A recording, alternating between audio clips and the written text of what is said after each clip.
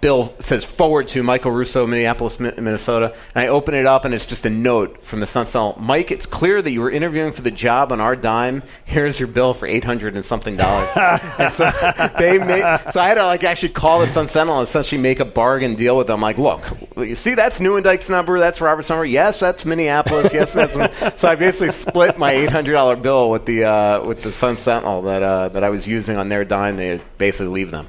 That's beautiful. Let's do one more segment. Reminder, we are at the Tin Shed in Savage. It's tinshedmn.com. Let me make sure I get that right. TINSHED. Somebody's got to have a question for Louis here. They're all intimidated, I think. We've been telling Louis here we go. Get ready for this. So let me remind you about a couple specials here before we get our last couple of live questions here. Reminder, starting Monday, June 3rd, they're going to have buy one, get one free Pizza Mondays. Kids 12 and under eat free every day, all day, every day.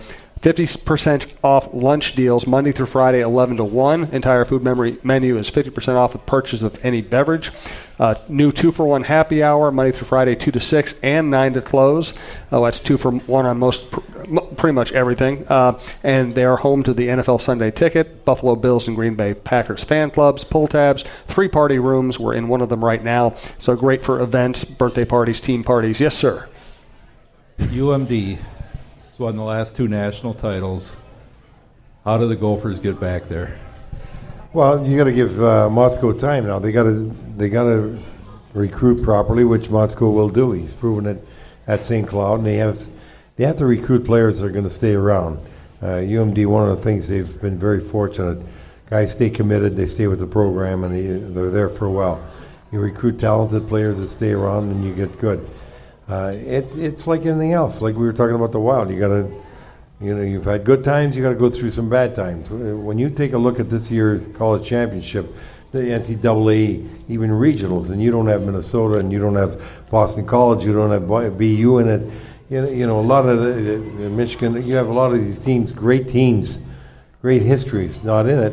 It tells you how tough it is. So it takes time, and fortunately, it's good for college hockey. We're seeing the growth of college hockey where a lot of different teams are coming up and winning and making it a very attractive product to look at.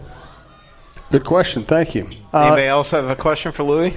I'll throw it up to you. Each of you can give us a final thought. Michael hates final thoughts. That's why I make him do them.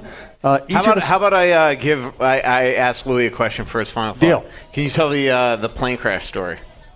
Oh, good Lord. Well, years ago, 3 weeks after 9/11, my friend Rick Bourne had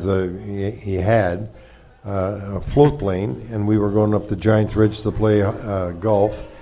And so we were going up. We started with 8 people, and pretty soon we were down to 6. Of the 6, my son was one of them. Tom Chorsky was another. Johnny Johansson, Bob Roach, Rick Bourne, myself. So we're going up, and as we leave, it's a beautiful, clear day in Wayzata Bay. That's where we left from, and we start flying over Duluth. And I'm in a co-pilot seat because we don't have a co-pilot.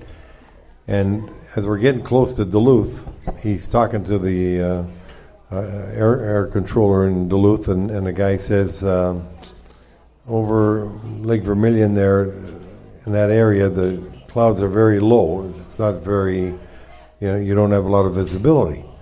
So the guy says, okay, we're going in manually, visually, whatever, and he turns off. I hear this, and I say, hey, wait a minute, buddy. I said, I played in Iron Mountain there, just 20 minutes flight maybe to the east. They got a good golf course. We can go there. And Rick Bourne was on the hits that's behind me, and he's saying, no, we can go to Brainerd too and that. And I said, well, yeah, let's go somewhere different. And the guy says to me, Louis, said, you know hockey, I know flying. I have been 25 years a bush pilot in Alaska. I guess if I ever remember something, those were perfect words for him, bush pilot. Because we get up there, and we're going to fly, and we're going to take a look. So we're in the clouds, and we come out of the clouds, and we're going to land on the water. And he says, there's the dock. And I'm looking, I said, I don't see any goddamn dock. And the next thing you know, we go back in the clouds. And I said, okay, let's get the hell out of here. He says, one more look. I said, how are you going to find it? I don't even know where we are now. We're in the clouds. So the next thing you know, we come around, and now he sees the dock, but we're going like a kamikaze pilot down there, and I had a shoulder operation, and I'm not thinking of dying or crashing that way. I'm thinking of how am I going to take this hit. So I'm looking around and I said, Jesus Christ, I said, we're not going to make it, which we didn't. and we went right into this dock. And now we're bouncing around, and then we hit something else. We hit sort of a rock pile that sort of crunched up the propeller, and then we hit something else, and now we stop, which I don't know what it is. Now, the plane's tilted to the right, and I'm sitting on the right side. So I open my door, water comes in. So now I close it. Everybody's screaming, let's get the hell out of here before it blows up. I'm not seeing anything because I'm trying to figure again, am I going to be able to swim? What do I got to do here? And now everybody's bailing out. I can't get my seatbelt off. So again, I'm not even thinking of dying. I'm thinking, I got to get the hell out of here. But I can't get out. And so I grabbed the pilot by the shoulder. Hey, buddy, before you go, undo the seatbelt. So he undoes the seatbelt, and I get off, and I see one pontoon has been ripped off. The other pontoon's bent underneath, and we're right by the shore. We did another dock, and 50 yards in front of us are 3 gas tanks. And now, as I'm walking on the pontoon, I say, God damn it, now we got to drive home. I hate driving. And so one of the guys says, for Christ's sake, Louis, at least we're going home. I never thought about that at the time, so I thought that's a good thing to do. So as I'm getting off, we were so close to town, like Gilbert, that somebody on the beach said they saw us. That we might hit some trees or something. They thought it was going to be a crash. Already had called the fire department, the medics and everything. So as I'm walking, you get into a canoe, and like there was a canoe right there, so you just get in the canoe and then step over the side and you're in shore. And I'm sort of limping, and the woman says to me, don't move, you're hurt. I said, lady, I haven't hurt all my life. I don't know what happened now. But she said, not a joke. I said, I'm telling you it's not a joke. I got a bad shoulder, I got bad knees. I said, don't tell me. So I looked at everybody, and there's 5 guys there, and one of the guys pissed his pants, and the guys were worried, and they're all nervous. What are we going to do now? And I looked at him. I said, look, we came to play golf. Our golf clubs are right behind the seat, so they're the only things dry. Everything else is wrecked in the whole plane. I said, we're going to play golf. If I can't beat you today, I'll never beat you. And you know what was funny? My son shot 69. He had 5 birdies. He made $350. I made 50, and the other 4 guys all laughed. And when we went up to the first tee, because one guy had bailed out coming right before, so we never told everybody, that we're 6, not 7.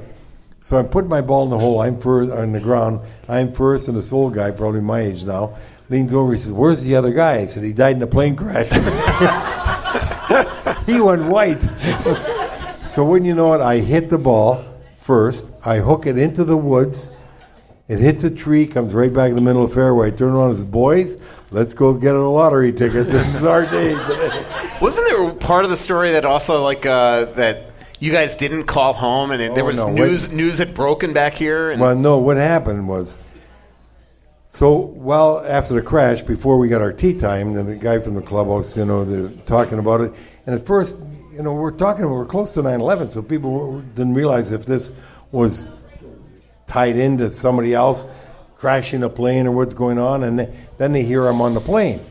So the guy comes to me and says, "Louis, there's a lot of people from the media want to come out and talk to you. There's a TV station, radio station." Oh, geez, I'm going to call my wife right away. So I called my wife, and I said, "Francine," I said, "we're just going out to play golf, but we're okay, but we had a plane crash." "That's not funny." I said, "You think a plane crash is funny?" "No, it's not funny, but it's real." She said, "Why do you talk like that?" I said, "Francine, we had a plane crash, but we're living. Everybody's okay, but you're going to hear about it." And so we did. We went out out in the course, and TV guys were coming out and doing interviews on the course, this and that. And unfortunately, some of it got reported wrong because Bill Torrey, who was a very close friend of mine, general manager of the Islanders in Florida, he passed away last year, but it was reported wrong down in Palm Beach where we have a place, and they reported that I had died.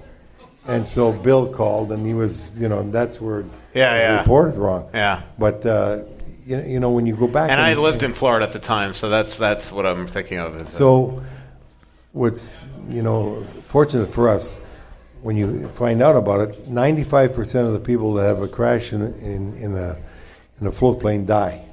And the next week, 4 people died in Indianapolis in a float plane crash. So we were very lucky.